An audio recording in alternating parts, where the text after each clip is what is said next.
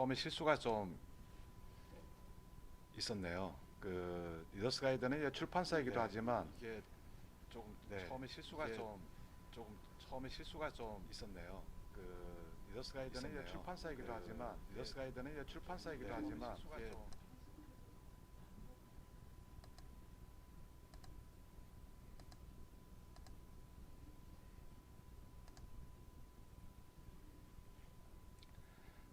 이제 해결됐습니다. 그 제가 테스트하느라고 다른 그 백그라운드에 프로그램을 실행시켰는데 그게 하울링이 되는 문제가 있었네요. 어, 그러면은 이제 오늘 본격적으로 청소년을 위한 융합 독서 가이드를 시작하도록 하겠습니다. 그 네 가지 주제를 잡았는데요. 수학, 인권, 환경, 미래사회. 근데 이제 이 네 가지 주제는 사실 최근에는 가장 그 사회적으로도 큰 이슈가 되는 청소년뿐만 아니라 큰 이슈가 되는 주제들로 잡았는데요. 왜 그러냐면 이제 수학 같은 경우는 최근에 AI라든지 빅데이터, 4차 산업과 관련돼서 어, 굉장히 뭐 새롭게 어, 관심이 크게 늘고 있는 분야입니다. 특히 청소년 같으면 더욱 그렇겠죠. 뭐 최근에 그래서 이제 뭐그 인문계 졸업자들이 수학을 다시 공부하거나 이제 프로그램 공부에 뛰어든다고 할 정도로 하나의 큰 흐름이고요. 마찬가지로 미래사회도 이제 미래사회에 대한 어떤 불안감, 또 큰 변화에 대한 어, 뭐랄까요, 그 알고 싶은 호기심 이런 것들이 굉장히 크게 일어나는 시제입니다. 인권하고 환경은 사실 오래된 주제들이죠. 그래서 인권은 그 최근에 좀 다르게 나타나는 것은 이제 반려동물들이 늘면서 이제 동물들에 대한 권리도 인권과 함께 생각하게 된다는 측면에서 새롭게 크게 성장하는 분야고요. 또 하나는 이제 페미니즘이 많이 그동안 이제 많이 관련된 책들도 나오고 사회적인 이슈가 되면서 성적 소수자를 비롯해서 소수자에 대한 관심이 함께 성장하는 그러니까 여성도 소수자라는 관점에서 서로 연대하는 그런 흐름을 형성하고 있기 때문에 최근에는 이제 인권 분야도 굉장히 핫한 분야라고 얘기할 수 있을 것 같습니다. 그리고는 환경인데요. 환경은 사실 이 환경 책들 많이 나오지만 환경의 책들이 최근에 많이 읽는데요. 그 이유는 어, 이렇게 간단하게 정리해 볼 수 있을 것 같습니다. 강 건너 불과 발등이 불이다. 그 이전까지 환경은 사실 강 건너 불이었죠. 불과 몇 년 전만 해도. 근데 최근 5, 6년 사이에 기후 변화가 심각하게 일어나면서 바로 자신들의 문제가 됐습니다. 다시 얘기하면 발등에 불이 됐다는 거죠. 그래서 오늘 잡은 네 가지 주제는 네 가지 카테고리라고 할 수 있겠죠. 네 가지 카테고리는 최근에 굉장히 핫하게 관심을 크게 받고 있는 주제들로 선정을 했습니다. 그러면 이제 하나씩 좀 더 살펴볼까요? 먼저 수학 분야인데요. 수학 분야에서 그 이제 채팅창 때문에 좀 가렸는데요. 네 가지로 나눠봤습니다. 수학을 이제 빅데이터나 4차 산업과 관련돼서 본다면 수, 방정식, 확률, 통계입니다. 물론 이제 미적분학이라든지 기하학이라든지도 전혀 관련이 없다고 할 수는 없습니다만 어, 미적분학은 이제 기계학습 할 때 정도에 필요하고요. 기하학도 아주 제한적으로 사용됩니다. 하지만 수나 방정식, 확률, 통계는 이 4차 산업 특히 빅데이터 관련해서는 꼭 필요한 요소들입니다. 그래서 이 네 가지 주제로 수학 관련 책들을 뽑아봤습니다. 여기 이제 선정된 책들은 무수히 많은 책 중에서 가장 요 주제에 적합한 책들만 꼽은 겁니다. 그러니까 수와 방정식과 확률과 통계의 어떤 대표성을 가지고 있는 수학에 대한 다양하고 대중서들이 많이 있지만 그 중에서 가장 이 주제들에 맞는 책들을 꼽은 거고요. 특히 이 책들은 1단계, 2단계, 3단계로 구성이 되는데요. 1단계는 소설처럼 쉽게 읽을 수 있는 책. 누구나 다 수학을 하도 몰라도 전혀 몰라도 읽는데 아주 지장이 없는 책들을 선정을 했고요. 2단계 역사. 역사도 하나의 스토리죠. 그래서 수학사라든지 그 수학자의 전기라든지 역사를 다룸으로써 조금 더 심화시키는, 좀 더 이제 수학을 좀 알아볼 수 있는 그런 단계로 역사를 잡았고요. 마지막은 좀 어렵습니다. 이제 수식이 나와서 어려운 것은 아니고요. 개념이라는 것을, 또는 수학이 사회와 또는 우리 일상생활, 인간의 삶과 어떤 관계가 있는지를 살펴보는 책이기 때문에 수식 때문에 어려운 것보다는 그런 인문학적인 깊이가 있기 때문에 좀 어려운 책들을 꼽아봤습니다. 하지만 이 인문학적인 책들까지 다 읽어내신다면 수식에서는 약할지 몰라도 수학을 이용해서 4차 산업으로 갈 때 어떤 설계한 능력이라든지 이런 데는 큰 도움이 되지 않을까 싶어서 선정을 했습니다. 그럼 하나씩 섹션별로 좀 살펴볼까요? 처음에 이제 수학인데요. 수학에서 소설인데요. 수에 관련된 것은 이제 박사가 살아난 수식입니다. 영화로도 나와서 잘 아시겠지만 다양한 수, 특히 수에 대한 이야기들, 또 박사와 박사의 사랑 이야기면서 또 한 아이의 성장 이야기도 잘 융합된 그런 책입니다. 그래서 감동도 있고 또 수라는 게 정말 이렇게 아름다운 거구나, 그런 느낌을 받을 수 있는 책입니다. 두 번째는 그 청소년 소설인데요. 해를 구하라라는 책입니다. 그래서 방정식을 통해서 어, 추리를 해가는, 실종된 사람을 찾아가는 그런 과정을 그리고 있습니다. 세 번째는 이제 마리 로제의 수수께끼는 이제 에드가 알렌 포의 소설인데요. 확률론, 사실 확률론을 중심으로 한 추리 소설은 사실 이게 좀 드문, 잘 안 알려진 책이지만 이 드문 책입니다. 그래서 물론 많은 추리 소설에서 뭐 셜록 홈즈의 소설이라든지 이런 곳에서도 확률이 사실 다뤄지긴 하지만 이 책은 확률이 중심이 되는, 추리의 핵심이 되는 책입니다. 그래서 단편이긴 하지만 어, 그 선정을 해봤습니다. 확률론의 대표적인 도서로서. 그 다음에 이제 그 통계란 무엇인가는 이제 통계를 잘 아는 할머니를 만난 어린이들이 통계를 배워가는, 통계를 통해서 어, 이 뭐랄까요, 그 통계를 학습해가는 과정을 담은 책들입니다. 그 다음에는 이제 그 각각 책들을 볼까요? 그래서 이 박사가 살아간 수식은 어, 앞에서 제가 말씀드린 것처럼 그 짧은 기억밖에 하지 못하는 박사가 나옵니다. 근데 이 박사는 모든 수를 이제 소수나 이제 수의 특징으로 보는 것을 좋아합니다. 어, 주인공의 아이가 머리가 약간 까치머리다 그러면 루트라는 별명을 지어줄 정도로 이제 수학에 가장 큰 애정을 가지고 있는 사람인데요. 여기서 이제 박사가 주로 그 다루는 수는 소수입니다. 소수는 사실 프라임 넘버라고 영어로 돼 있죠. 한국에서는 나눌 수 없는 바탕이 되는 수라고 하는 한자를 쓰지만 영어로는 프라임 넘버, 아주 어, 뛰어난 수라고 하는 뜻이 있습니다. 사실 소수는 이제 아직 전체 소수의 개수는 알 수가 없죠. 계속 발견되고 있습니다. 그래서 새로운 소수가 발견되면 이제 큰 발견이라고 이렇게 할 정도인데, 어쨌든 이 책을 통해서 소수, 숫자에 대한 친밀감을 형성하는 데 도움이 되는 책이라고 생각됩니다. 그 다음에 책은 해를 구하라입니다. 앞에서 말한 것처럼 어, 그 아이돌 멤버의 실종 사건을 중학생들이 추리해가는 과정인데요. 수학책 중에서 사실 방정식을 다루는 책은 많지가 않습니다. 이 해는 우리가 보통 여기 표지에도 나오지만 x라고 하는 것을 구하는 건데요. 어, x는 사실 우리가 이제 방정식에서 해를 구할 때 미지수라고 하는 것이죠. 그 x를 찾는 힌트를 이제 강혜가 놓고, 강혜가 힌트를 SNS에 올린 것을 이제 풀어가는 과정입니다.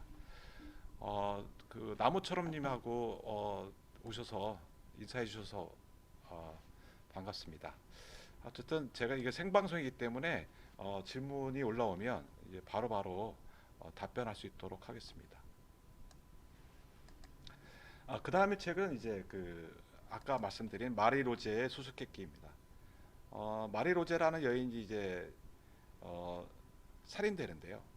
이 여인의 죽음 시간이라든지 알리바이라든지 이런 것들을 이제 확률론에 근거해서 추리하는 과정을 다루고 있습니다. 에드가 알란 포는 잘 아시겠지만 이제 공포 소설로 지금도 많이 읽히는 작가입니다만 사실 추리 소설도 이제 3부작 있는데 그 중에 한 권이 이제 마리 로제의 수수께끼입니다. 여기서 이제 확률은 우리가 이제 어, 조건부 확률이라는 것을 다루고 있는데요. 확률할 때 제일 어려운 것이 아마 조건부 확률일 겁니다. 근데 조건부 확률은 어떤 경우냐면 앞에서 예를 들어서 내가 사탕 3개와 빨간 사탕과 파란 사탕이 3개 있을 때 빨간 사탕을 먹을 확률은 누구나 알다시피 6분의 3이죠. 근데 내가 빨간 사탕 하나 먹고 나서 다시 빨간 사탕을 찾을 때는 6분의 3이 아닌 5분의 2가 되죠. 이게 이제 조건부 확률이라는 겁니다. 앞에 어떤 조건이 형성됐을 때 그 다음에 미치는 영향. 근데 사실 이 살인 사건 경우에는 거꾸로입니다. 그 조건부 확률이 아닌데 사람들은 앞에 일어난 사건이 뒤에도 영향을 미쳤을 것이다. 뭐 편견이죠. 예를 들면 흑인이 범죄자가 많으니까 백인과 흑인이 있으면 흑인일 것이다. 라고 하는 것들에 대한 추론을 올바른 확률론에 근거해서 이제 잘 찾아가는 과정을 그리고 있습니다. 다음 책은 앞에서 말씀드린 통계입니다. 사실 빅데이터나 이제 4차 산업에서 통계가 굉장히 중요하게 떠오르는데요. 우리가 이제 그 빅데이터나 인포그램을 볼 때 막대 그래프 이런 것들은 다 통계의 결과물들이죠. 근데 통계는 사실 뭐 4차 산업이 아니더라도 항상 필요했던 분야입니다. 그래서 이 책은 이제 통계에 대한 그 동화적 구성을 가지고 있지만 통계에 대한 어, 전체적인 얼개를 살펴볼 수 있는 어, 그런 책입니다. 예, 어린이용으로 나오긴 했지만 청소년들이 읽기에도 무난한 그런 책들입니다. 이제 소설은 이렇게 네 권으로 그 구성이 되어 있고요. 다음으로는 이제 역사 쪽을 살펴보도록 하겠습니다. 어, 여기 나오는 이제 놀라운 수학대왕에 대한 놀라운 숫자 이야기는 이제 수에 관련된 얘기를 좀 주로 볼 수 있는 책입니다.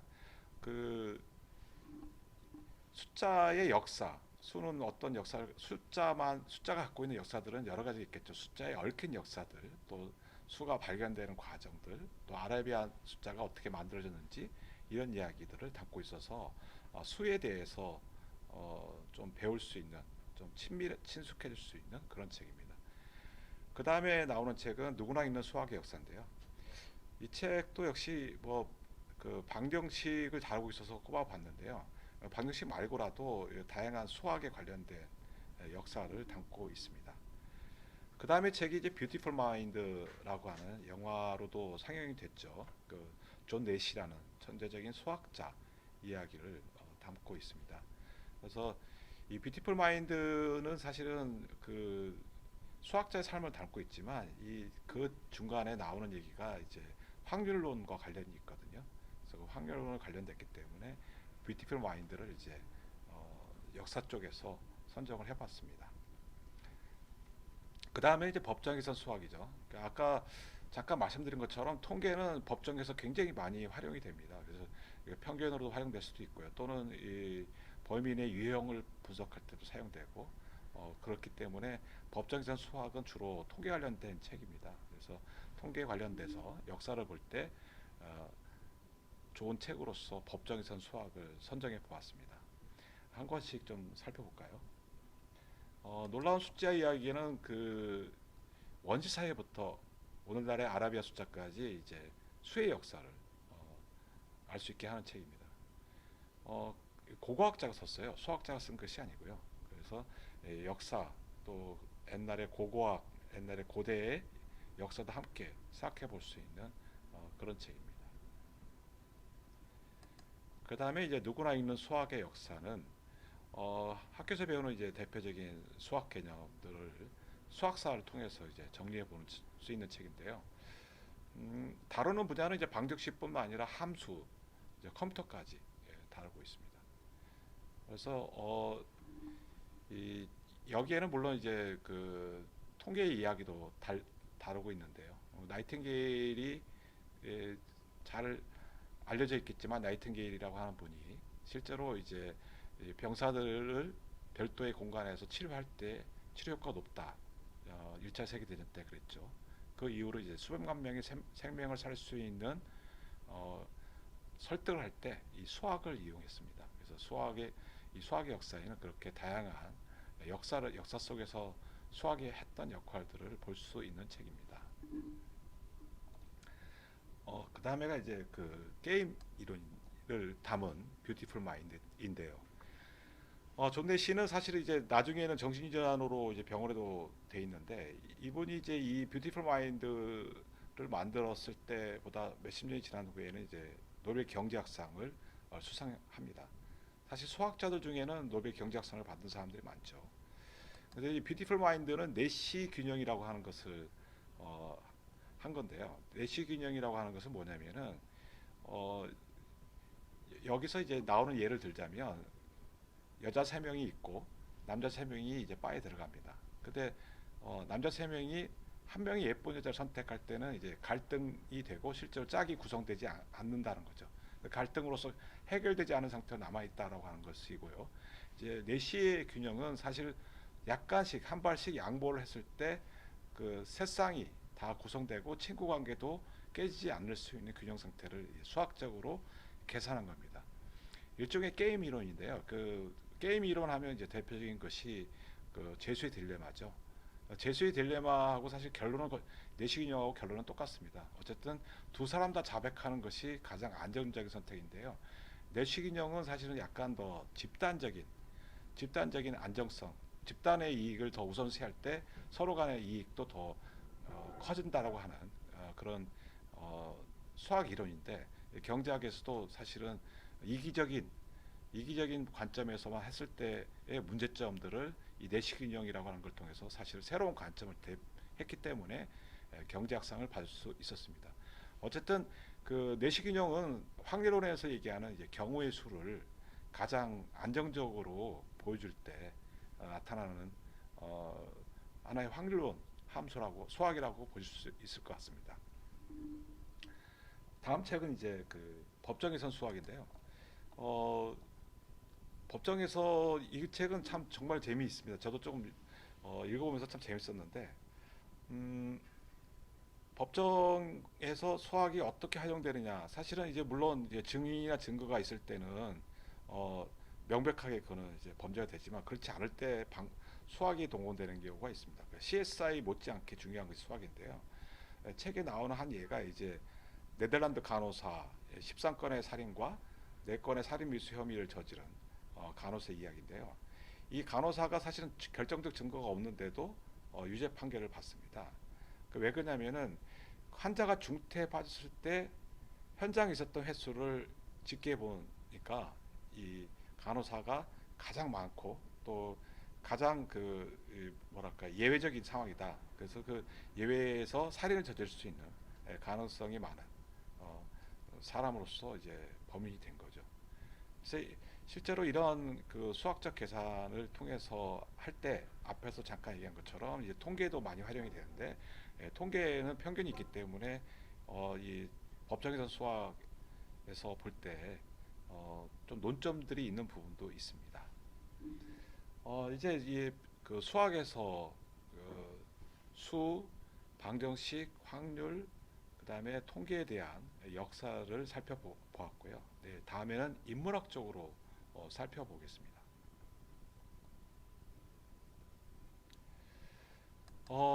인문학이지만 그 책들이 막 어렵다기보다는 이제 개념이 많이 들어간다 또는 약간의 수학이 좀 필요하다 그런 책들도 있습니다.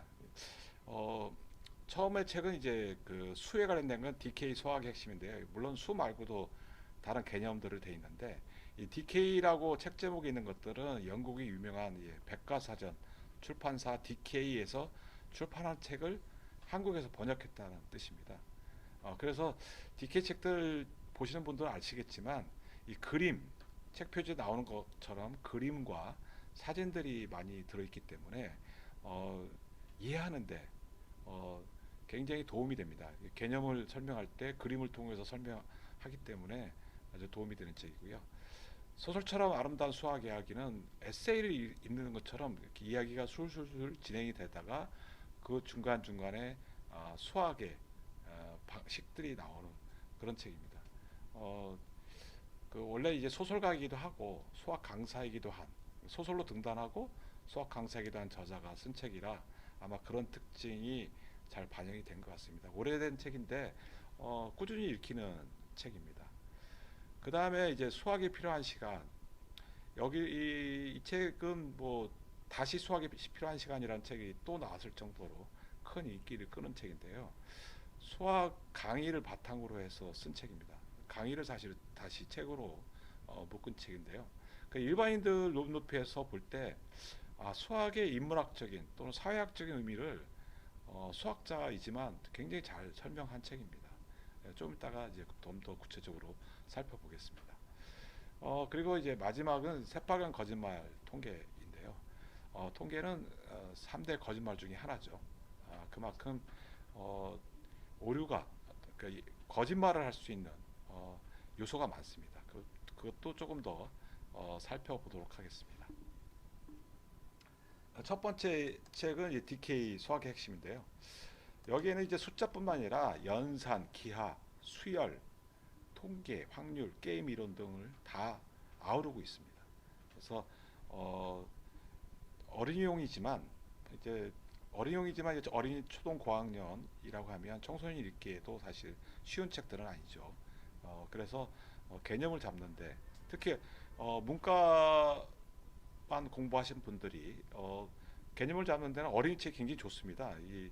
어, 그 어린이 책도 사실 되게 수준이 높지만 쉽게 썼다. 근데 이제 어른 책은 사실 쉬운 책이 없죠. 그런 경우에는 이제 수학을 내가 이제 수학을 공부하고 싶다 그러면 그 어려운 뭐 유명한 사람이 수학자가 쓴 책을 읽는 것보다 이런 책 읽는 게 훨씬 더 개념을 잡는데 도움이 됩니다. 그 다음 책은 아까 이제 말씀드렸듯이 등단한 소설가이자 수학 강사가 했는데요. 이 책을 읽다 보면은 이제 약간 수학의 개념은 있어야 됩니다. 이 책은 물론 이제 어, 이 수학 개념도 있을 뿐더러 방정식이 많이 나와요. 실제 방정식들, 뭐 수열에 대한 식도 나오고 그렇기 때문에 수학을 이야기가 쭉 전개되다가 수학 방식이 딱 나오는데 쉽게 설명된 수학책이다라고 할 수도 있습니다. 어쨌든 이 개념을 그 소설이나 에세이처럼 풀어내기 때문에 수학을 잘 모르는 사람도 이게 이렇게 해서 만들어진 수식이구나 라는 것을 이해하는데 개념을 잡는데 도움이 됩니다. 물론 이제 어, 뒷부분에는 수학자의 이야기라든지 또 수학을 공부하는 방법이라든지 그런 얘기도 수록되어 있습니다. 그 다음에 수학이 필요한 시간인데요. 이 책을 쓴 분은 이제 옥스퍼드대 김민영 교수님이고요. 이 책의 내용은 2016년부터 1년 동안 이제 수학 고등과학원에서 일반인 대상으로 한 건데요. 너무 인기가 좋아가지고 책으로도 나온 책입니다. 이제 이 수학 이 책에서 제일 많이 다루는 분야는 이제 수학이 인문학과 사회 현상을 해석하는데 어, 어떤 역할을 하는지에 대한 내용이고요. 여기서 이제 확률적으로 제가 선택한 이유는 목차 중에도 하나 있지만 어, 확률이 선과 악이 있다라고 하는 거죠. 확률의 선과 악이 있다라고 하는 것은 정의란 무엇인가 읽어보신 분들은 아시겠지만 사실 직진하면 3명을 죽이지만 기차가 탈선하면 기차에 탄 사람 5명이 죽습니다.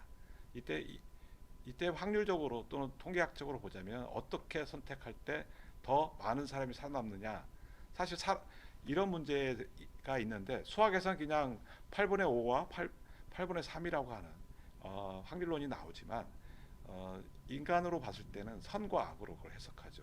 세 사람을 죽이는 것과 5명을 죽이는 것이 어느 게 더 선이고 어느 것이 악이라고 할 수 있겠느냐라고도 얘기하고 또 하나는 결국 이런 것이 만약에 자율자동차로 갔을 때 인간도 판단하지 못한 것을 자율주행차는 판단할 수 있겠느냐까지도 얘기하고 있습니다. 그래서 이 책은 사실 정말 수학식 없이도 우리 사회 현상에서 수학이 어떤 역할을 하고 특히 이제 4차 산업 시대에 나올 수 있는 여러 기술들이 우리 사회적인 삶, 예, 어떤 영향을 미칠 수 있는지 잘 안내해 줄 수 있는 좋은 책이라고 생각합니다.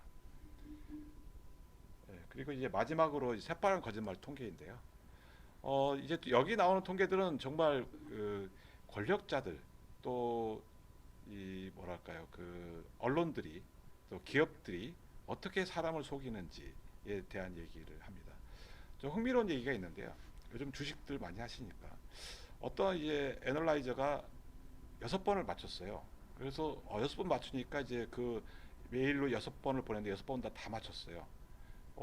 그래서 그 다음부터 7번째는 이제 뭐 그 애널라이저에게 이제 엄청난 돈을 투자하지 않겠습니까? 근데 방법이 있다는 거예요. 이 저자가 하는 얘기는 일단 8천 명한테 보낸대요.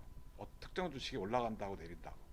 올라갔을 때는 이제 올라갔다라고 한 사람들에게 또 다음 주식을 4천 명에게 보내야 되겠죠. 반반씩. 어, 8천 명, 8천 명 보냈으니까 이제 8천 명 버리고 4천 명씩 두 번. 또 계속 그런 식으로 하다 보면 나중에 이제 500명 정도 남죠. 500명에게는 이제 투자를 받거나 할 수 있는 방법이 되죠. 사실은 이 얘기는 통계에서 인간이 뇌의 한계를 얘기하고 있는 겁니다. 우리는 이 사람이 꼭 이 6번을 똑같은 메일을 보냈을 거라고 착각을 하는데 실제로는 이 사람이 그렇게 나눠서 보냈을 거라고 하는 생각을 못 해보는 거죠. 야, 이것은 이제 통계에서 굉장히 큰 우리 두뇌의 뇌과학에서 자주 얘기하는 두뇌 한계인데요. 예전에 왜 그 바둑판에다가 쌀 한 톨씩 해서 그 다음에 두 톨 줘라.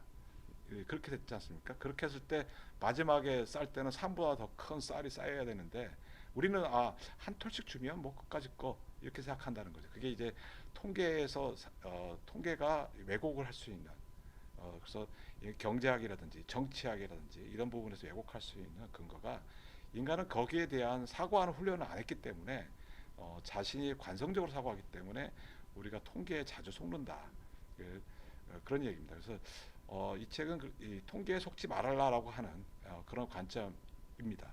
하지만 어쨌든 이제 4차 산업이 발달할수록 각종 통계가 나올 텐데요. 거기서 속지 않고 또는 올바른 통계를 내는 방법을 생각해 볼 때 이 책이 도움이 되지 않을까 싶습니다. 이렇게 해서 그 수학 분야 12권의 책을 했는데요.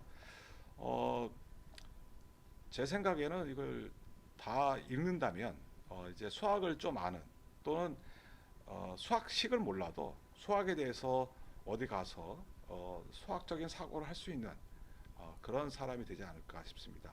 앞에서 얘기한 것처럼 이거 말고도 수많은 책들이 있지만 제가 볼 때는 이 미래 사회에 대비한 수학을 공부하고 싶으면 필요한 뼈대가 되는 책들 12권을 뽑은 거거든요.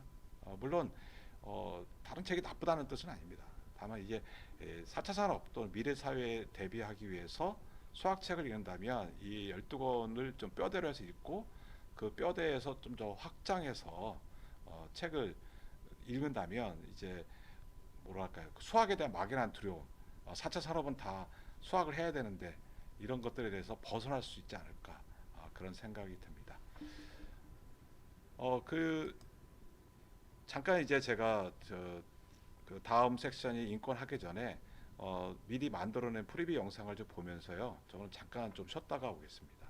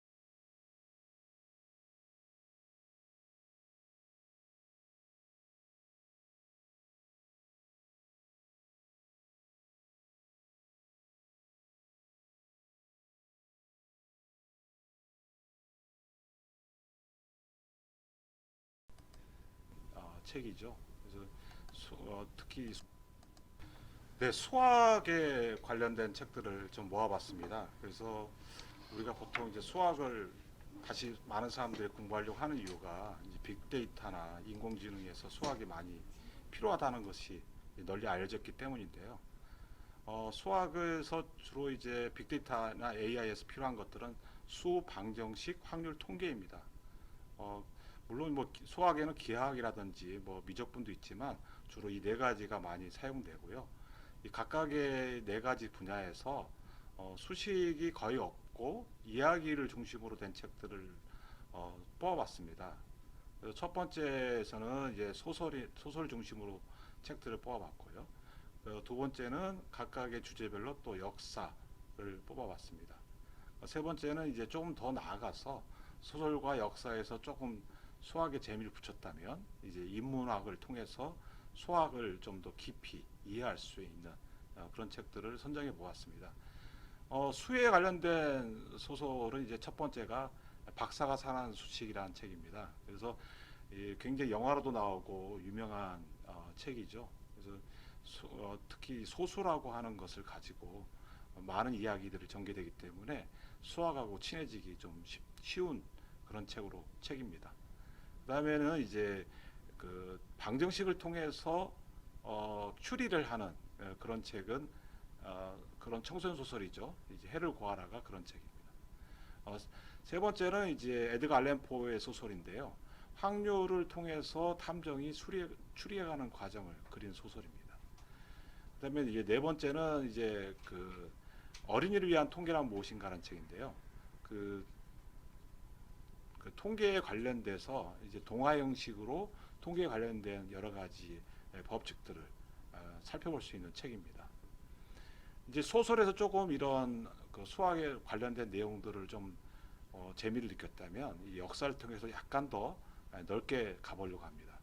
수에 관련된 책은 이제 수학 대왕이 되는 놀라운 숫자 이야기, 숫자와 관련된 역사 이야기들을 많이 다루고 있는 책입니다.